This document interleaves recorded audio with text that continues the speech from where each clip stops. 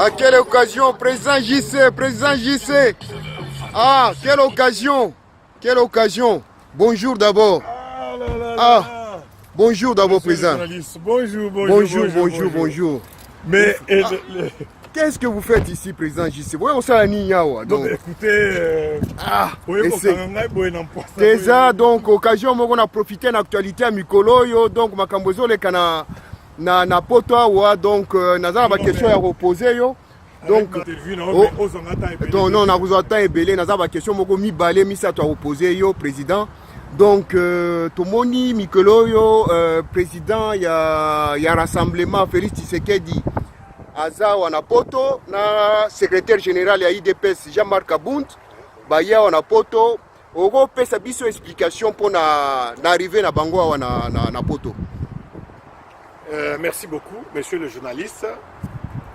Arrivé, il y a le président du Rassemblement, Félix Antoine Tshisekedi, le secrétaire général, qui est effectivement le président à l'intérim de l'UDPS actuellement, les alliés événements Mounene. Nous sommes en train de nous mobiliser, recharger toutes nos batteries au niveau de la diaspora, au niveau international, voyant que Bandeko et camp adverse va respecter Nabango et Loko Mokoti. Accord va fouler Yango au pied et c'est avéré au niveau national tout comme international. Nous nous sommes dit ok, on recharge nos batteries.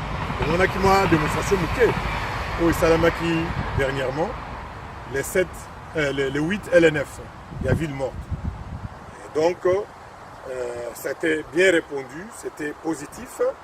Et pour cela, cette fois-ci d'ailleurs, je vous informe que Tango Koyinda Kuna na base, Awape na Poto, Tozana ba ambassade.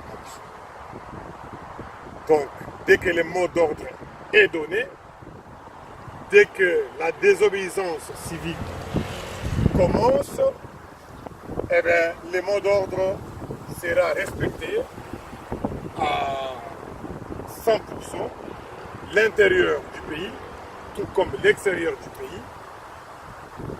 Nous allons suivre les mots d'ordre. On va faire ce qu'on appelle la désobéissance civique. On n'est pas là pour faire quelque chose de spécial. Mais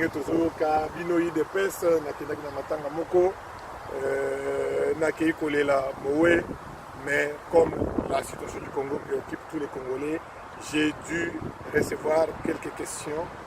Mais Binopé, Naïd et monsieur le Président, pourquoi Bozo changer de méthode de Kakano violence? Ok, la question était difficile, elle demeure difficile, mais elle est aussi facile pour nous parce que l'UDPS est un parti politique qui a choisi une ligne de conduite. Et cette ligne de conduite, nous devons la respecter jusqu'à la fin. Ça fait 32 ans que cette ligne n'a pas changé.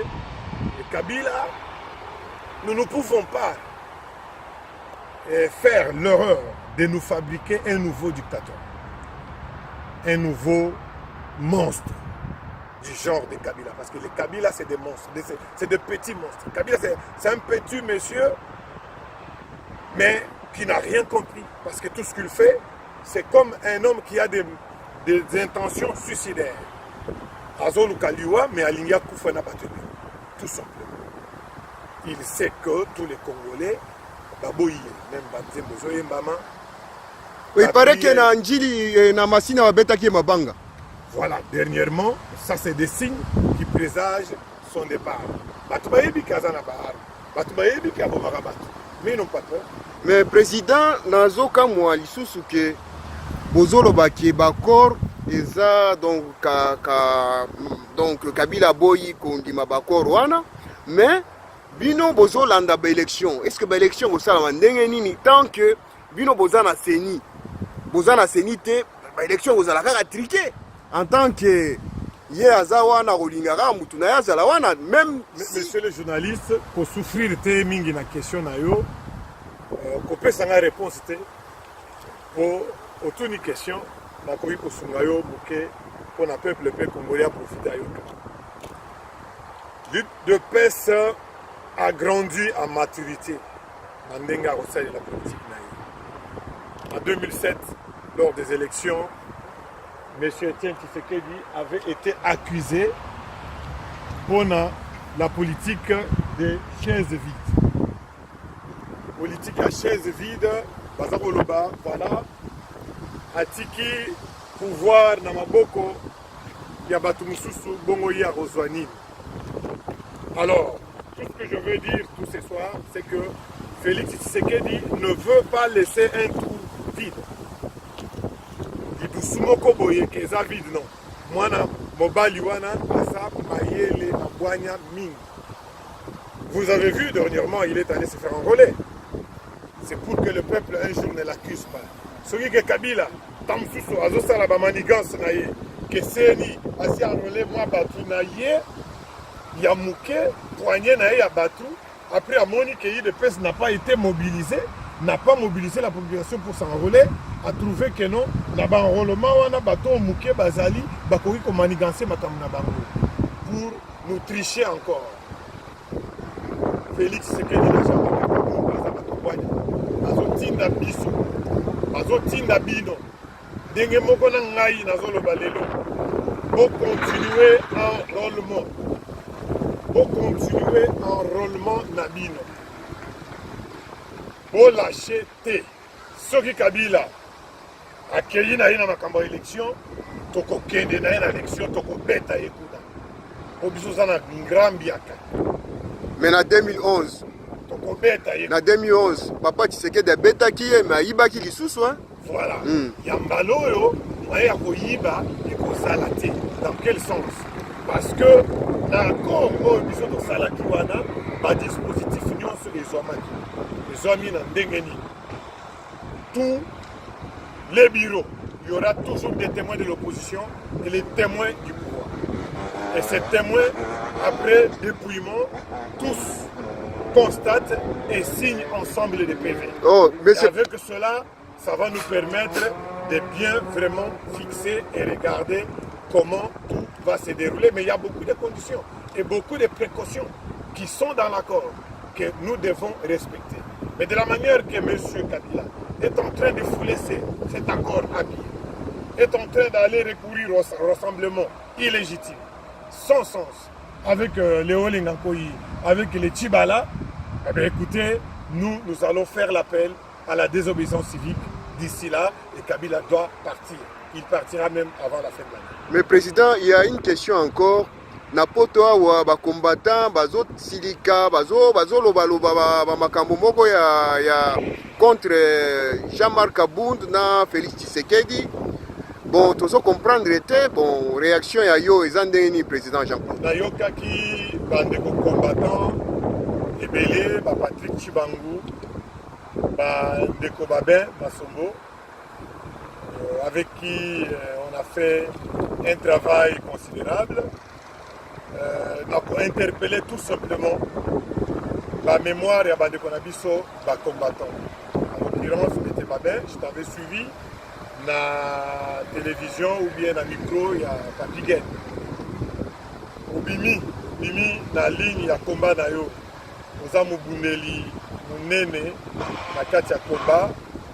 Ça là, osali est remarquable, mais oza politicien, oza combattant. Activistes, garde ton rôle, laisse la politique aux politiciens. Et je profite et j'interpelle tous les combattants de la liberté, tous les combattants de la révolution, tous les combattants de mon pays, le Congo, de pouvoir garder leur vie, recevoir les injonctions des hommes politiques, ceux qui ont appris la politique, ceux qui connaissent d'où ça commence et où ça va partir, pour que nous puissions évoluer. Ceux qui combattent nyonso abandi kobima yé pe apesa mondo yé pe abima baloba yé, c'est bien mais ce n'est pas bien parce qu'on risque de tout mélanger. J'ai vu mon frère Babi Masombo se mélanger dans son interview, c'est contredire du début à la fin. Lui-même qui dit que Félix Azibambongo Akei Nayeko Azali Koshwe j'ai un pouvoir, mais vers la fin, il dit que Félix Tshisekedi Yeka Kamuntu il fallait aboya mot d'ordre ya boye lokola Félix Tshisekedi aboya qui makambo mwana semi, c'est ce qui a fait que nous on échoue. Et je suis désolé, Babé Massombo, mon très cher ami combattant, de te dire que équilibre-toi, Zonga na Congo. Mais il y a Patrick Chibango, il y a Bruxelles, Patrick, c'est un Soulou, pour ne pas dire Soulard. Donc les degrés à Massangana, il y a des degrés. D'ailleurs, na qui est déjà.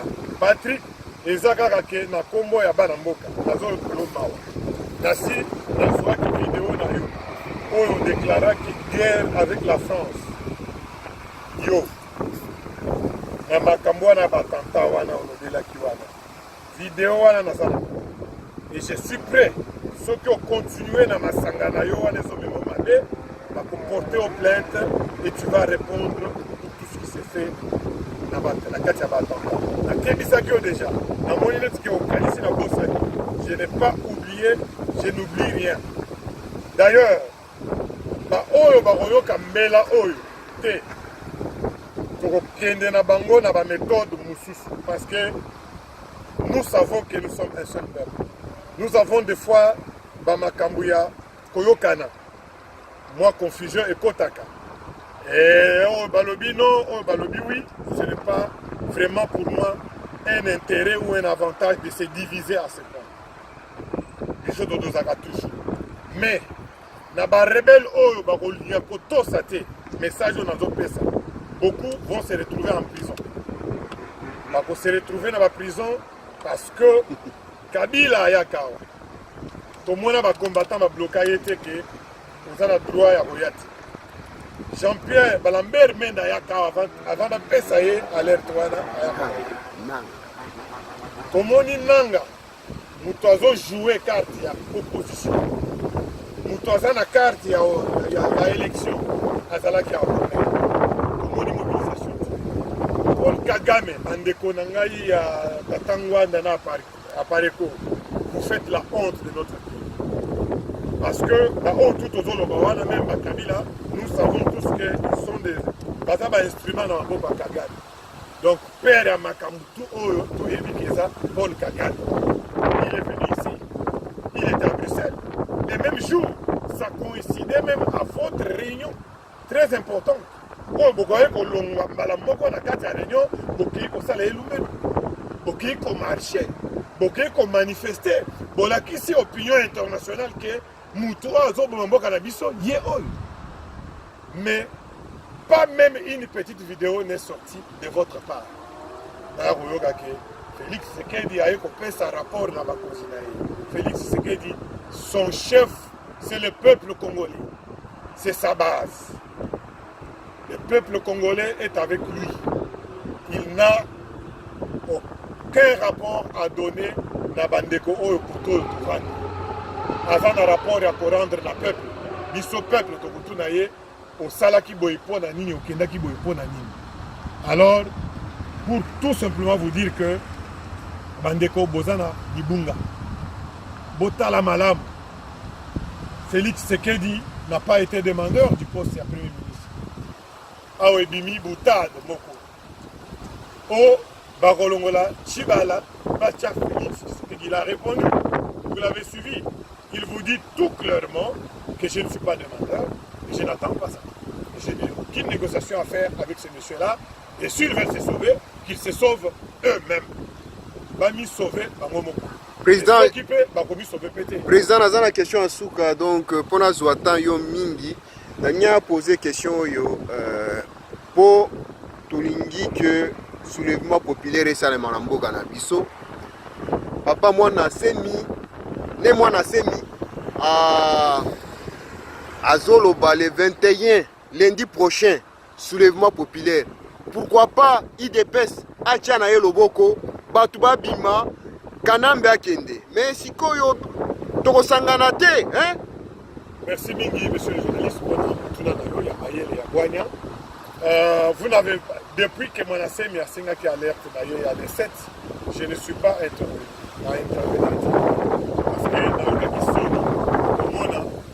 Papa, Mwanasemi, na respectaka mingi par son âge, mais na makambo ya komi kosala pour créer liwa ya pamba, la mort gratuite au peuple congolais, pour bomisa bana mboka pamba comme ça, et ça ne me fait plus beaucoup de joie. D'abord, ce qui m'a étonné pour Mwanasemi, c'est quoi? Son message, son discours qu'il fait. On a bien ça, journée, il y a les 7. Mwanasemi, il nous montre qu'est-ce qu'on va faire. Batubabima, Bakele n'a parlé du peuple, et Bakele d'abord dans la voix d'Isaïe, bon, la voix du Congo RTNC, Baboto la radio, Mutumoko et Mwanasemi a le discours. Après, Bakele n'a parlé du peuple, et de là, Bayemba hymne national, debout congolais. Après, Bazom a la banda. Donc, et le Congo, au Kobengango, soulèvement populaire. Ce n'est pas ça le soulèvement. Le soulèvement populaire amène jusqu'à la fuite ou aux captures du président dictateur en exercice.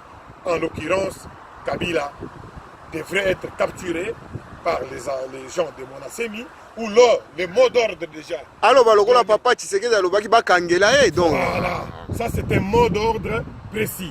Bokende bokangela ngai mutuana, bomemela ngai ligoté. Et lorsque le type sera ramené ligoté, ben on peut le juger. Et les choses peuvent changer. Mais tokende totele maliboso à parler du peuple. Toyemba hymne national, si matozo azanda. C'est un mot d'ordre mal donné. Papa Mwanasemi, Makamwana Lobela Batu, Bazana expliqué, Bazana Mayelete. Et tous les combattants que j'ai vu soutenir cet homme, vraiment honte à vous. Je vous défie, honte à vous, ne répétez plus cela. Comment quelqu'un sans esprit peut vous envoyer pour vous faire mourir? Là, à Tindaki Batu. Batongo Babimi, Batu Bakoufi, Ozoa, Bayibaka, Amasé na Bakoshi na Bango, na Basi na Bango, na Bango. Alors nous, on va aller toucher à ces portefeuilles, la porte-monnaie là. Donc ça les fait mal. Si nous, le petit peuple, nous qui sommes à l'étranger, eux qui sont au pays, ne voient pas que la ville morte et l'attaque des gros poissons, je vous explique aujourd'hui que ça les attaque bien et ça les attriste parce que leurs compagnies qui travaillent de commun accord avec eux dans la tricherie, qui ne payent pas des impôts, qui ne payent pas des taxes au Congo, profitent, ils travaillent ces jours-là. Mais lorsqu'il y a une ville morte, ces entreprises-là vont attaquer le gouvernement. Pour dire, voilà, vous nous avez fait signer des contrats bidons. Là, nous vous payons, l'argent rentre dans vos poches. Mais on ne peut pas travailler avec des villes mortes chez vous. Donc, ils sont attaqués par ceux qui le payent. Et nous savons cela, comment ça fonctionne. Ne venez pas avec notre discours de nous dire, depuis Bobandala, la ville morte, Nazo Kango. Mais c'est un petit peuple sans esprit qui dit ça. Mais un intellectuel, il sait ce que la ville morte fait aux gros poissons congolais. Président JC, Tozolo Bapo Anini. Eza ba ville morte Kabila Zambila. Eza ba ville morte Kolongola Kabila. Azambila, eza ba ville morte Kolongola été. Je vous réponds. Kabila a fait une petite formation de 6 mois ici en Chine. Alors, au groupe militaire de l'envergure au Congolais, Babangela Kayewana Tika Kakona 6 mois. Na tango bazako former ba militaire en boka na biso ezalaki bivac 3 mois ceux qui muta échoué na bivac asali sur 3 mois mususu et au sala 6 mois et ça armé Kabila n'est pas un militaire, il n'est même pas un caporal, il n'est rien, c'est un grand peureux. Je vous répète l'adage d'un grand despote Mussolini qui disait ce qui fait d'un homme un tyran c'est la peur. Ceux qui Kabila, Boma Batu, Naba Kasai, Naba Est, partout au Congo, c'est tout simplement parce qu'il a peur. Peur de l'autre, peur de moi, peur de vous, les journalistes, peur de tout le monde. Vous l'avez déjà vu, Kabila interviewé par un de vos collègues journalistes? Jamais. Il a peur d'être interviewé. Il a peur d'être vu. Il a peur partout. C'est un poltron, un type sans défense. Seulement le peuple congolais est habitué à élever Moutou. Comme ça Moutou Nzambe. Dès que ça Mobutu. Mobutu. Mais lorsqu'il y a eu une force, il a fait de lui-même.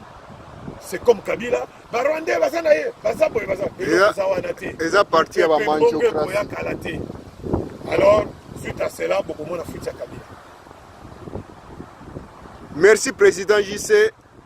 Merci beaucoup pour recevoir biso na kati ya promenade na yo ya kolakisa mwana na yo conduite. Merci beaucoup. À la prochaine. C'est moi qui vous remercie, monsieur le journaliste.